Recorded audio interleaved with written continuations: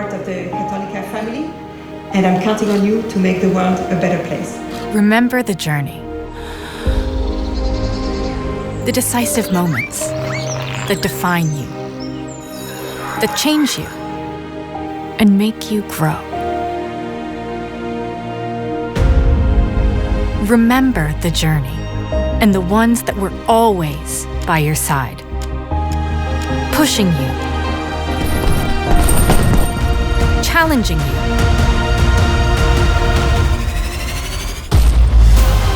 caring for you. Remember the journey and take the leap. Be the change.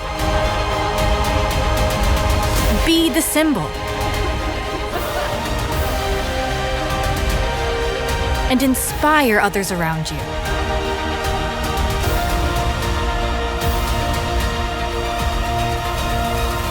Remember the journey and keep moving forward.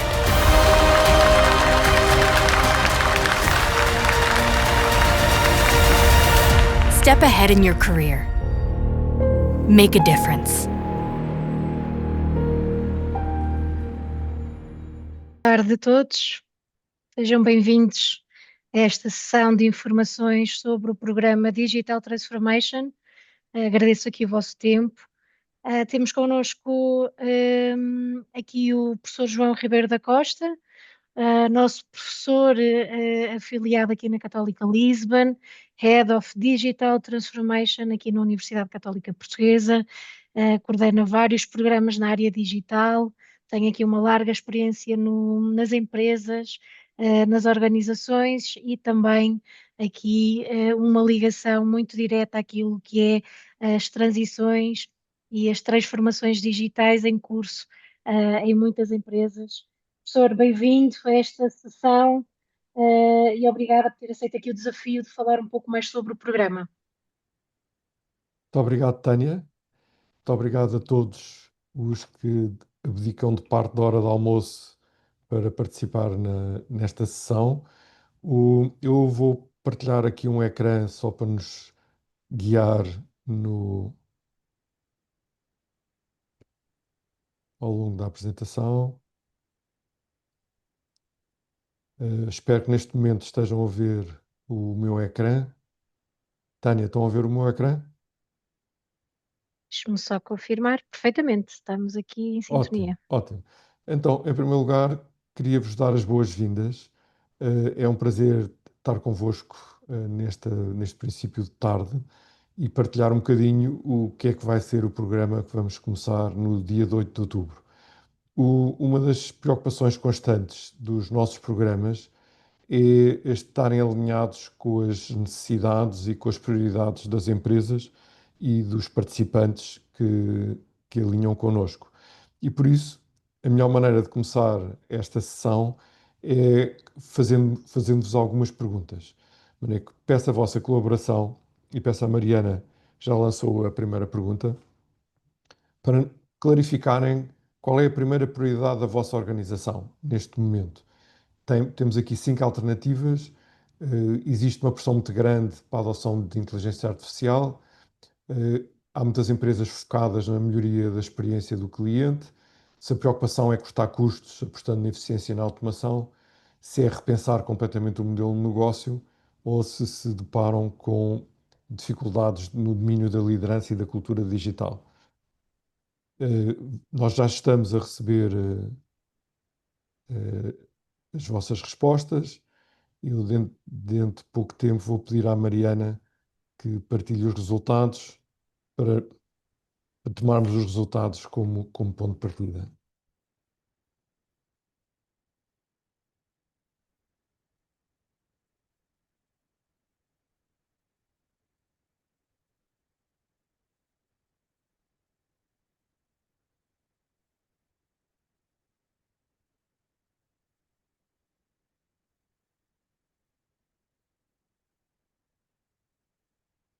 Mariana, importa-se participar, partilhar os resultados? Já estão partilhados, professor.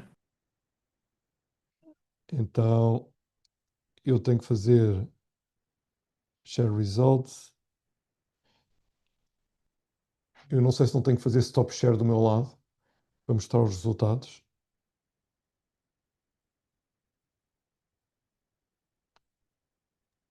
Tânia, estão a Neste ver os momento, resultados? Estamos, os participantes conseguem ver. Conseguem ver? Então, conseguem. olhando aqui para estes resultados, o que é que vemos? Uma preocupação muito grande no domínio da automação e de eficiência. Depois, em segundo lugar, aparece a liderança e a cultura digital. Inteligência artificial aparece em terceiro lugar e ninguém, ou pelo menos não aparece nenhuma preocupação principal, melhorar a experiência do cliente.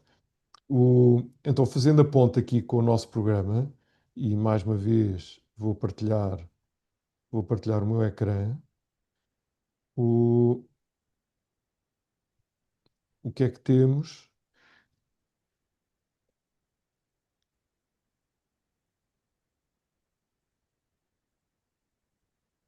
Estamos a ver. Estão a ver? Ótimo. Então, fazendo a ponte entre as vossas prioridades e aquilo que damos no programa, nós temos uma aposta muito, muito forte na aplicação da inteligência artificial nas organizações e uma das dimensões da aplicação da inteligência artificial nas organizações é precisamente para melhorar a eficiência e introduzir automação.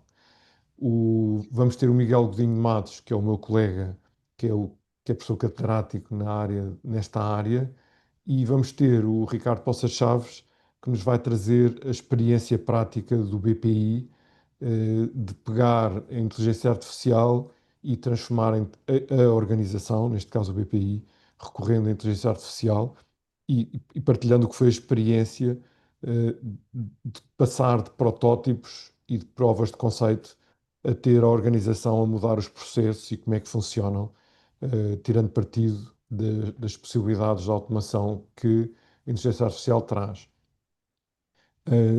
Por outro lado, nós damos uma importância muito grande à componente de eficiência e automação. Neste programa, nós começámos o programa há 10 anos e estamos na 13ª edição. Nesta edição, pela primeira vez, introduzimos um módulo de construção de agentes da AI, que são uma das formas mais eficazes disponíveis atualmente para introduzir automação e melhoria de processos dentro de uma organização. De maneira que vamos ter a oportunidade de construir um agente da AI e chegar ao fim e dizer eu tive a experiência de construir um agente da AI. Tudo isto sem obrigar a que as pessoas tenham conhecimentos de código. O programa não é um programa focado em tecnologias de informação, é focado na transformação digital e também damos muita importância à experiência do cliente. Eu estou certo que, mesmo não sendo uma prioridade, é sempre uma preocupação central das vossas organizações e, e por isso o que queremos é partilhar convosco como é que se pode tirar partido da melhoria da experiência do cliente para criar e gerar valor. Tudo isto, obviamente, utilizando as novas tecnologias que estão disponíveis. Eu não sei se querem fazer perguntas nesta fase. Já temos perguntas, Tânia?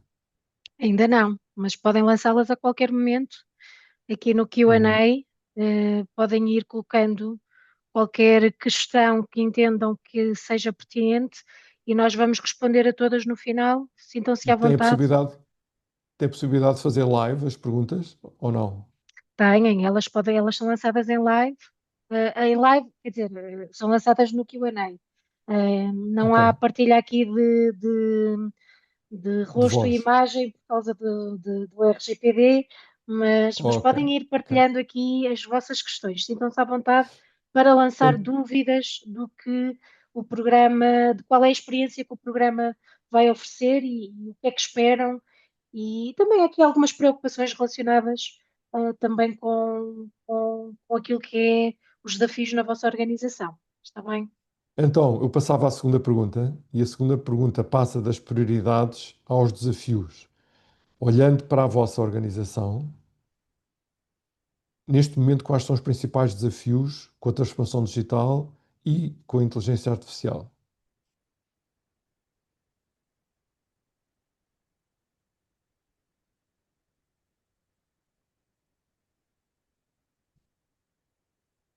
Os resultados são ótimos, muito interessantes.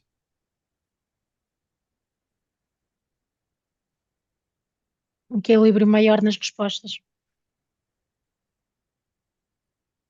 Não podemos influenciar as respostas, Tânia. Não vou fazê-lo. Já temos 70% de respostas e então 18, 25.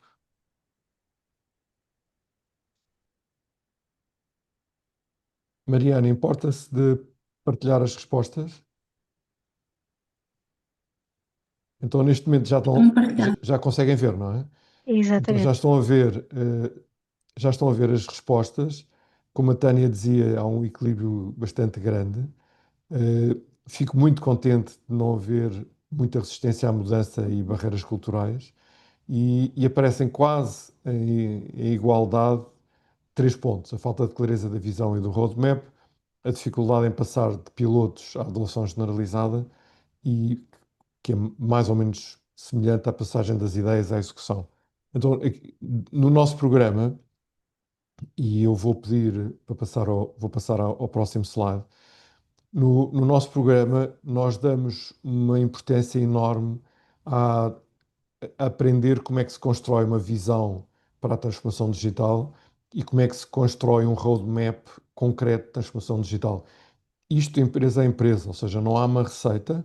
A forma como se define o roadmap depende integralmente do ponto de partida de cada uma das organizações, do estado de maturidade digital em que se encontram, do tipo de tecnologias que já adotaram, do tipo de competências que têm dentro de casa e, com base nisso, definimos, e já vou falar do Capstone Project, definimos a visão e, tendo uma visão, definimos qual é o roadmap de transformação, que basicamente identifica as iniciativas de transformação digital que têm que ser implementadas para conseguir chegar à visão que nos propomos. A dificuldade em passar de piloto à adoção generalizada é uma dificuldade de todas as organizações. O Ricardo Chaves vai ter a oportunidade de partilhar convosco o que foram os desafios no BPI, entre o momento em que já tinham modelos concretos de inteligência artificial a funcionar e com bons resultados, até conseguir que fosse adotado dentro da organização de uma forma generalizada. O passar das ideias à execução é o desafio permanente das iniciativas de transformação digital.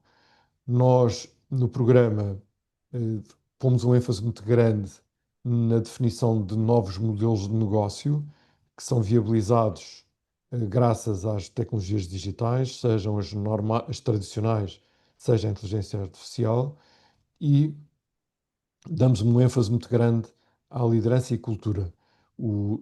Nesta edição temos um módulo completamente revisto de Change Management, com o João Virote da Costa. Tem uma experiência enorme em acompanhar organizações em processos de transformação e, e a ajudar as organizações a olhar para a dimensão da transformação de uma forma estruturada e organizada, garantindo que desta maneira eu consigo passar da ideia à execução. Há um aspecto do programa que me parece particularmente importante, que é a parte de networking, quer dentro dos alunos do programa, quer com a comunidade da Alumni de Digital Transformation, que neste momento já tem cerca de 300 pessoas. Nós, para arrancar o programa, no início do programa, temos um jantar de celebração em que convidamos todos os alumni a participar numa aula. Todos os anos temos uma aula diferente e convidamos todos os alumni a participar nessa aula, e a seguir temos um jantar que tem um duplo objetivo. Por um lado, dar as boas-vindas aos participantes do novo programa e, por outro lado, promover o networking, quer das pessoas dos programas anteriores, quer entre as pessoas dos programas anteriores e os novos futuros alumni. São jantares memoráveis em que as pessoas partilham as experiências que tiveram ao longo dos anos em transformação digital e que promove um sentido de comunidade que tem sido muito, muito, muito importante aqui dentro da Católica. Temos uma outra sessão que são as Digital Transformation Talks, liderada por um colega nosso, que é o Henriquiano Lázaro, e em que convidamos dois especialistas para uma conversa num ambiente mais íntimo, fora da Católica, em que misturamos um jantar simpático com uns copos simpáticos, com uma conversa mais em tom pessoal com essas pessoas, para perceber o que foi a experiência pessoal, quer dizer, como é que viveram a coisa, como é que, do ponto de vista pessoal, isso os impactou. E eu agora tinha uma última pergunta, e depois passamos à parte das perguntas e respostas, que é, na eventualidade de participar no programa, o que é que espera levar do programa? Ferramentas concretas, casos reais e inspiração dos colegas, um roadmap concreto para a minha organização, mais confiança em liderar com inteligência artificial de forma responsável, ou, ou uma rede de líderes, ou um network forte para me apoiar no futuro. E pedia à Mariana para lançar a poll.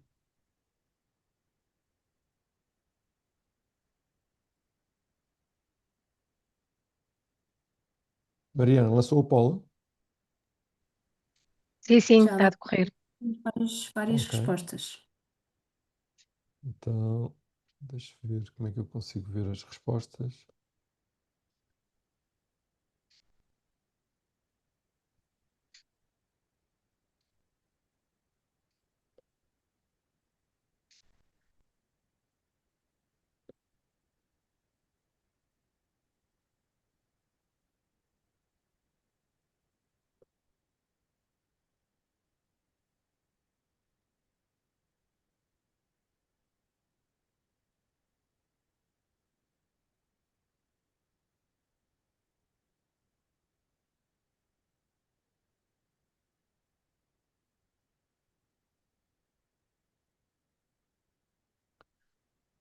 Quantas percentagem de respostas é que já temos, Tânia? É que eu não estou a ver agora as respostas.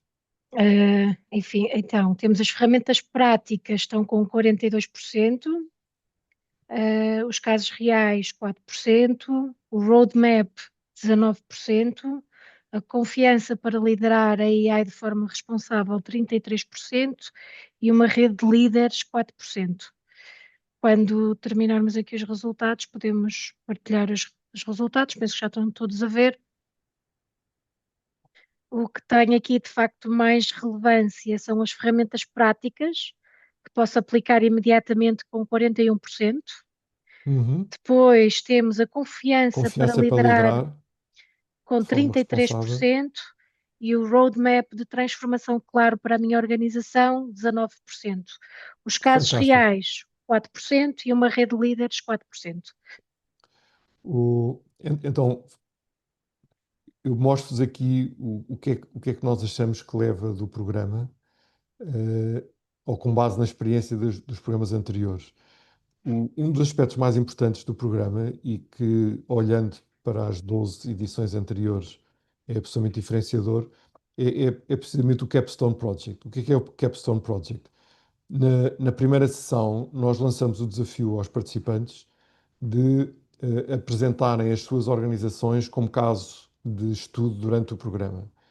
Depois escolhemos, dependendo do número de pessoas e das organizações, mas tipicamente escolhemos 4, 5 casos, formamos grupos e esses grupos vão trabalhar da segunda sessão até a última sessão num caminho de transformação digital dessas organizações.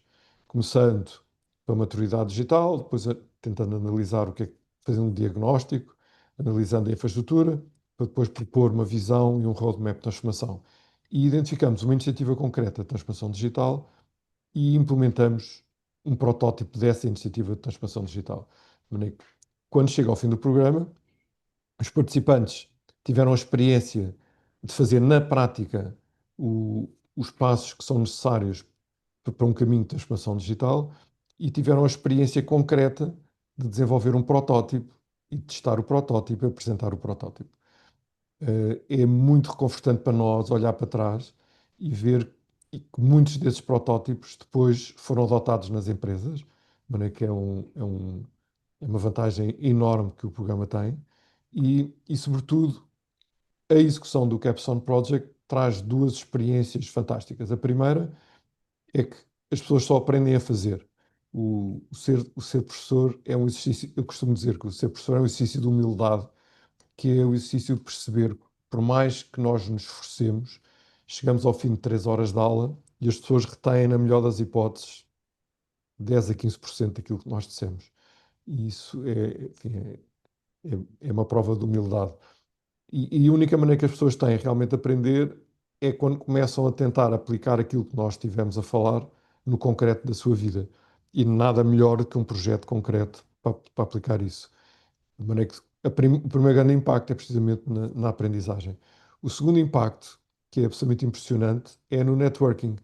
Quer dizer, eu posso estar 2 meses e meio, que é a duração do programa, a vir às sessões e encontrar as pessoas e falar com as pessoas nos intervalos, e com isso fico com um mini network, ou durante 2 meses e meio trabalho com mais 4 pessoas para apresentar um trabalho concreto, e o tipo de relações que fazer um trabalho em conjunto promove é absolutamente impressionante. São relações para a vida, e que muda completamente o ambiente e o contexto do programa.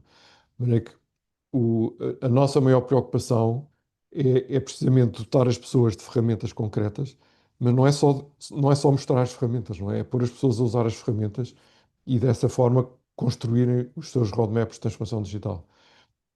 O exercício de fazer um protótipo é o melhor exercício para treinar a confiança, não é? Porque se eu fui capaz de fazer, a confiança com que vou liderar a minha equipa para guiar a minha equipa a fazer as coisas é completamente diferente. De maneira que, olhando como diretor do programa para estas 12 sessões, de todas as sessões do programa, nós acabamos com a apresentação dos protótipos.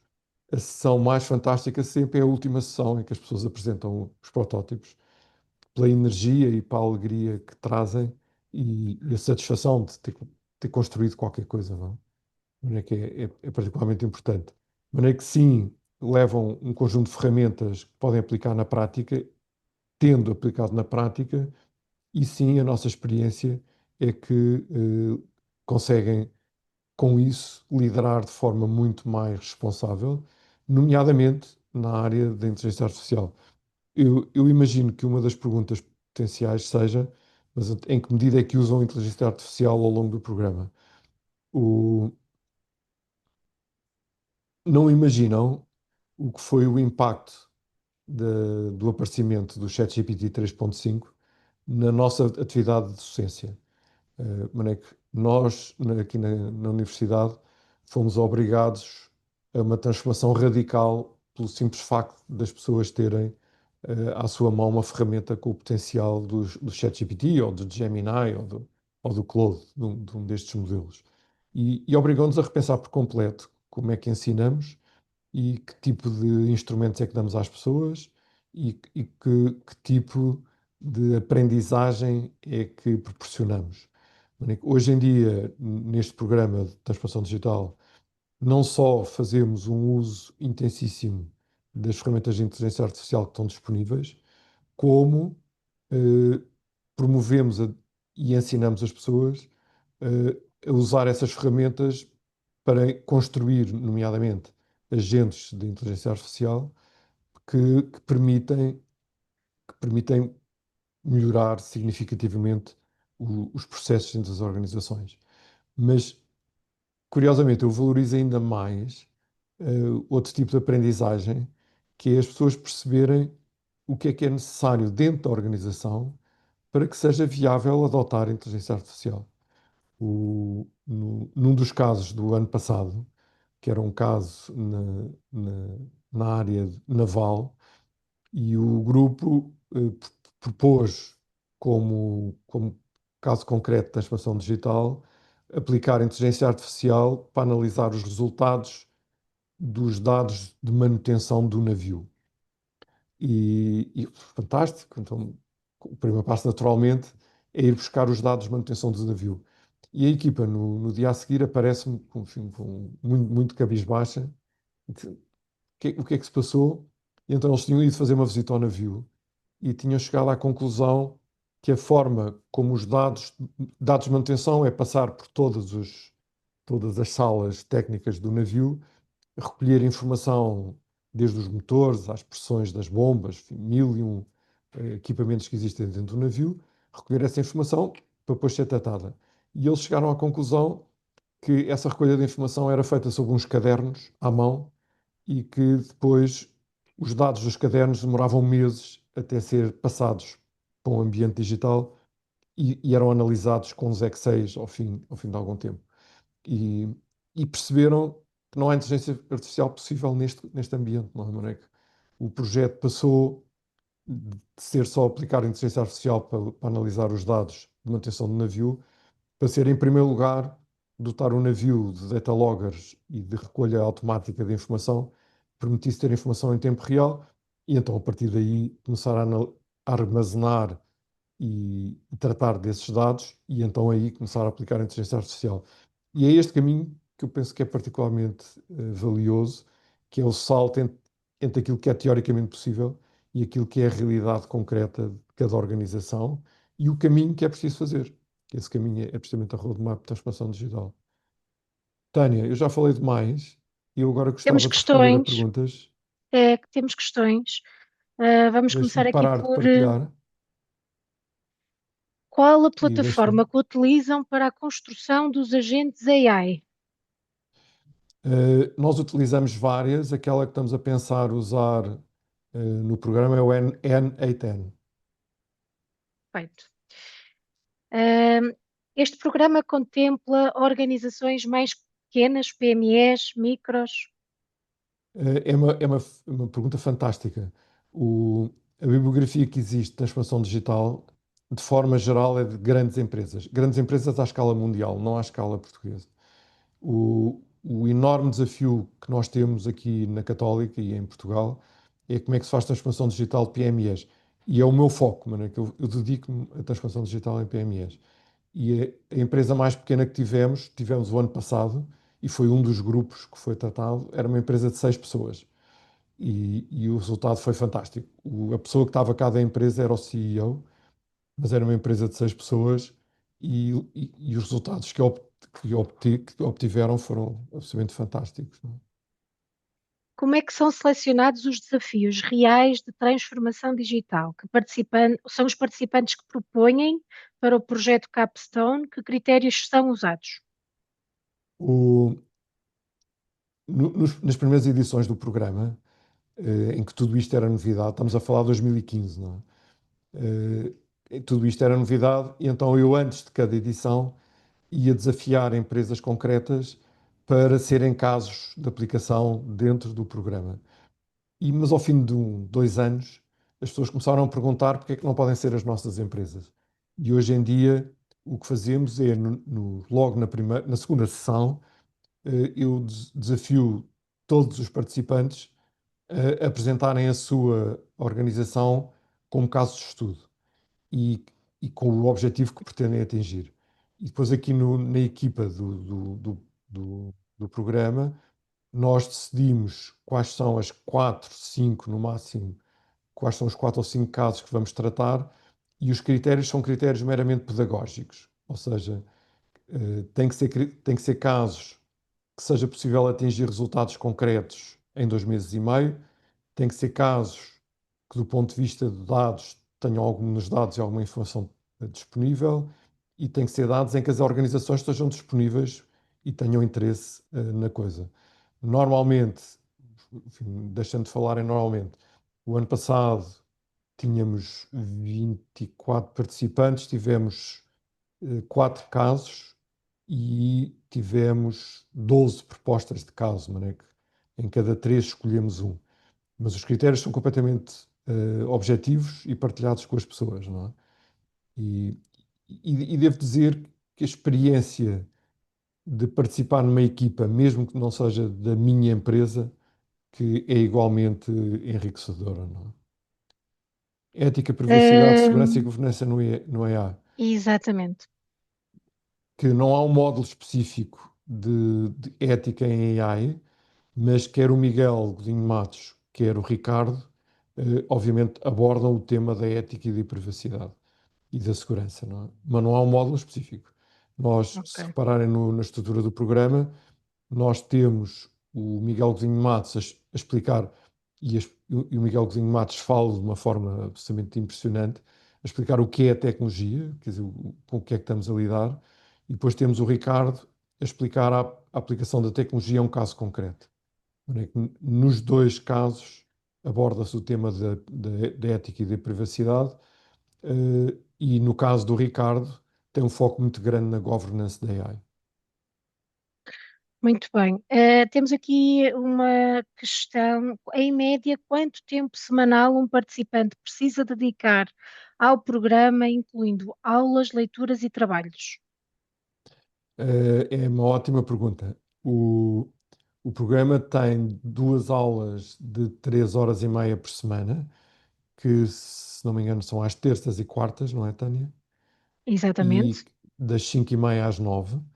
E depois, em média, se contar com mais 3 horas e meia por semana para leituras, trabalho, etc., e na fase crítica, que são 2 semanas, que tem trabalho de campo, tem um bocadinho mais do que isso. Nós já tivemos situações de pessoas que disseram: olha, eu quero participar no programa, mas não tenho disponibilidade para participar no Capstone Project, e aí o tempo necessário, obviamente, é muito menor, não é? Mas é uma solução que eu não aconselho. Ou seja, a vivência do programa passa muito pela experiência de fazer, e isso passa por fazer o Capstone Project. Ok, então temos aqui mais duas questões, uma mais comercial e outra mais relacionada aqui com o apoio. Bem, do ponto de vista do preço de inscrição no programa, estamos a falar de 3.550 euros, é o valor, o PVP para o mercado. Obviamente que temos aqui alguns protocolos com empresas que têm reduções associadas, depende depois de empresa para empresa. Aqui na parte do chat têm o meu e-mail, depois se me quiserem enviar um e-mail, terei todo o gosto em verificar se existe protocolo com a empresa de cada uma das pessoas que está aqui, no fundo, também a pretender essa informação.